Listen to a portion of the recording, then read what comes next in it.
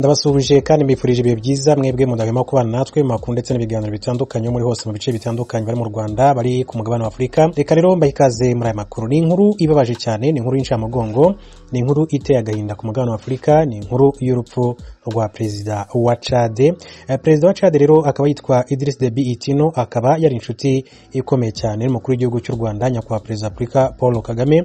Uyu akaba yaragiye nasura n'igihugu cy'u Rwanda mu bihe bitandukanye, yagiye yitabira inama zitandukanye zagiye zibera hano mu gihugu cy'u Rwanda, cyane cyane inama zijyanye n'ibikorwa by'umuryango wa Afurika yunze ubumwe. Perezida wa Chad rero mu by'ukuri akaba yitwa Idriss Déby Itno, akaba apfuye azize ibikomere by'amasasu yarashwe kwa gatandatu w'icyumweru gishize. Urupfu rwe rukaba rwatangajwe kuri televiziyo y'igihugu nyuma y'amasaha make byemejwe ko yatorewe kuyobora iki gihugu muri manda ye ya gatandatu, nk'uko amakuru atugera akomeza kugenda abigaragaza. Akaba rero yari umwe mu bakuru b'ibihugu bakunzwe cyane mu gihugu cya Chad, ndetse kandi nubwo cyari kimaze iminsi kirimo imvururu, intambara, ariko abaturage bakaba bamukundaga. Ibi rero akaba yari inshuti n'umukuru w'igihugu cy'u Rwanda nyakubahwa perezida wa Repubulika y'u Rwanda Paul Kagame. Akaba apfuye rero mu by'ukuri Idriss Déby Itno yaramaze igihe yaramaze umunsi umwe atsindiye manda ya gatandatu mu gihe rero igisirikare kirwana n'inyeshyamba muri kiriya gihugu cya Chad. Perezida wa Chad rero mu by'ukuri w'igihe kirekire Marshal Idriss Déby Itno akaba yaretse gutsinda amatora n'amajwi agera kuri 80% nk'uko ibyavuye mu matora y'ibanze byagiye bibigaragaza. Bikaba rero byari byamushyize mu nzira yo gutangira manda ya gatandatu yikurikiranya, akomereza rero ku myaka 30 rero yaramaze ku butegetsi muri iki gihugu cya Chad. Mu murwa mukuru N'Djamena abaramushyigikiye bari bishimiye cyane, bishimiye iyo nsinzi, nibwo rero bagiye kugabwaho rero baje kugabwaho ibitero bivuga ko mu by'ukuri ari nabyo bishyize iherezo ku buzima bwe. Umwe rero mu bari bamushyigikiye mu by'ukuri akaba yemezaga ko Chad izarushaho kugira umutekano ku yindi manda ya bwana Idriss Déby Itno. Akaba yarabwiye BBC ati umukandida wacu Idriss Déby Itno yatsinze mu cyiciro cya mbere cy'amatora cya perezida, ati turabibona nk'insinzi ebyiri kuko yanashoboye kwirukana abakora iterabwoba bava ku butaka bwacu, ni ukuvuga mu gihugu cya Chad. Ati turashaka amahoro, ati nta kindi dushaka kitari amahoro muri Chad. Ati abantu bacu bakomeze gutuza kuko igihe cyose Marshal wacu ni ukuvuga Idriss Déby Itno akiriho, ati tuzabaho mu mutekano. Amagambo yatangaje ati abakuru batavuga ari umwe n'ubutegetsi banze kwitabira ayo matora. Ati uwari ukuriye ibikorwa byo kwamamaza bwana Déby yavuze ko perezida yajyaga kwishimana n'abamushyigikiye, ariko ubu ari kumwe n'ingabo barwanya intagondwa nk'uko yabitangaje. Igisirikare cya Chad cyari cyavuze ko cyasubije inyuma inyeshyamba zari zikataje mu mpera z'icyumweru gishize, kicamo izirenga 300,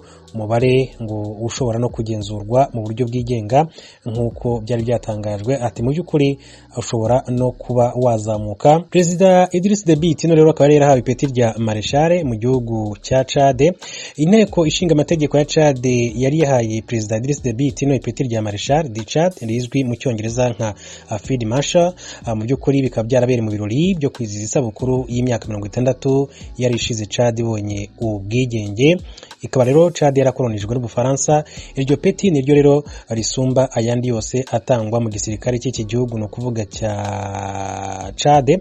Ati nta wundi wigeze uhabwa iri peti muri iki gihugu cya Chad nk'uko ikinyamakuru cyakomeje kuyakibigarukaho. Umukuru w'inteko ishinga amategeko ya Chad icyo gihe yavuze ko perezida Déby ahawe icyo cyubahiro mu kumushimira ukuntu mu kwezi kwa kane yayoboye ibikorwa byo guhashya intagondwa zigendera ku mahame ya Kisilamu, cyo kimwe n'ibihugu bihana imbibi nayo byo mu karere ka Sahel. Chad yari maze igihe ihanganye n'ibitero by'imitwe rero by'intagondwa zigendera ku mahame ya Kisilamu.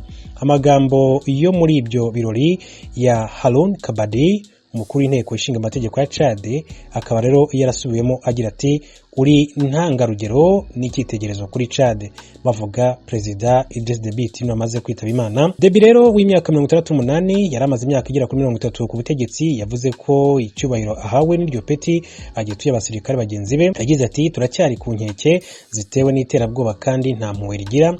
Ati urugamba rwo kurwanya iterabwoba n'inshingano ikomeye kandi ruzakomeza kuba mu biduhangayikishije. Kuri Twitter rero icyo gihe yari yamaze rero guhindura umwirondoro we, ayongeraho iryo peti yari amaze guhabwa, yongeraho Marshal Idriss Déby Itno mu by'ukuri uko byakomeje kugenda bigarukwaho, akaba rero mu by'ukuri ari inkuru ya kababaro cyane, inkuru ibabaje cyane ku muryango wa Afurika yunze ubumwe, inkuru ibabaje ku baturage b'igihugu cya Chad. Mu by'ukuri ni inkuru y'urupfu rwa Perezida Idriss Deby Itno wa Chad. Reka rero mu by'ukuri tumwifurize iruhuko ridashira, twihanganishe abaturage b'igihugu cya Chad n'umuryango wa Afurika yunze ubumwe muri rusange, cyane ko uyu mugabo yari n'inshuti ikomeye cyane y'umukuru w'igihugu cy'u Rwanda Perezida Paul Kagame, akamaze kwitaba Imana nk'uko amakuru atugeraho yakomeje kugenda abihamya muri rusange. Ati Perezida wa Chad, Perezida Idriss Deby Itno, akaba azize ibikomere by'amasasu yarashwe kuwa gatandatu w'icyumweru gishize. Urupfu rwe rukaba rwatangarijwe kuri televiziyo y'igihugu nyuma y'amasaha make byemejwe ko yatorewe kuyobora iki gihugu muri manda ya gatandatu. Ati imyaka rero, ati mu by'ukuri ndakubona abasivile bashika kuri 14 hamwe n'umupolisi umwe barapfuye mu mishamirano ishingiye ku moko yabereye mu ntara ya Amhara muri Ethiopia. Abategetsi babishikirije ejo ku munsi wa mbere bavuga ko amazu aharurwa mu macumi yaturiwe gushika ku mishinge, ibihumbi by'abasivile nabo barahunga kuva ku munsi wa gatatu honyene. Benshi muri bo basabye indaro mu mashuri no mu mastade.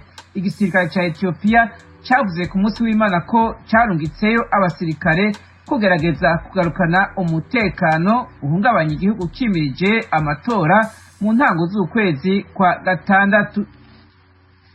Perezida wa Chad Idriss Deby Itno yarongeye gutorerwa kurongora igihugu kuri manda ya gatandatu ku majwi 79.32% kwijana mu matora yabaye ku itariki ya 11 y'ukwezi kwa kane. Nk'uko ibiharuro byifata kibanza byasohowe n'umugwi wigenga ujejwe amatora wabishikirije ejo ku munsi wa mbere. Abakandida 9 nibo bari bahanganye na Deby, ariko 3 bahisemo kuyavamwo bahamagarira n'abanywanyi babo kutaja gutora. Ariko sentare ntahinyuzwa y'igihugu yahisemo kugumiza amazina yabo muri iryo higanwa. Perezida Deby yiyamamaje yemerera abanyagihugu amahoro n'umutekano mu gihugu ciziziwe n'intagondwa zigendera ku byumviro bya Kisilamu. Igisirikare ca Chad cavuze ejo kuwa mbere ko cisha abaroberi barenga 300 binjiriye mu buraruko bw'igihugu inyuma y'umunsi w'amatora. Washington, ijwi rya Amerika. Wahoze ari umunyamabanga mukuru w'ishyirahamwe mpuzamakungu ONU Ban Ki-moon ejo ku munsi wa mbere yaraneguye yivuye inyuma amaraso ariko araseseka mu gihugu ca Myanmar. Asaba akanama ka ONU kajejwe amahoro n'umutekano hamwe n'ishyirahamwe ry'ibihugu byo muri Aziya y'ubuseruko ryishinze iterambere kwihuta gukorera hamwe bagahagarika amabi ariko arakorerwa abanyagihugu. Ban Ki-moon yabibwira akanama ka ONU kajejwe amahoro n'umutekano ku isi mu nama yari itumbereye kuraba ingene ONU hamwe n'amashirahamwe yo mu karere bakorera hamwe kuri ico kibazo. Ban Ki-moon yafashije Myanmar gushika ku nzira ya demokarasi igihe yari umunyamabanga mukuru wa ONU. Yavuze ko akibandanya kurondera umuti ku ruhagarara rwa politike rubera muri ico gihugu. Ishirahamwe ry'ibihugu bya Buraya rivuga ko abasirikare b'Uburusiya bangana ku bihumbi 150 bari ku rubibe ico gihugu gihana na Ukraine hamwe na Crimea, rikavuga ko ari igitigiri kinini c'abasirikare kandi giteye ubwoba. Umukuru ajejwe iby'imigenderanire mu ishirahamwe rya Buraya Joseph Borrell yavuze ko uko kugwiza abasirikare ku rubibe na Ukraine biteye ubwoba. Ariko Borrell avuga ko naho hiyongereye ibyagirije byatanzwe na Repubulika ya Czechoslovakia ku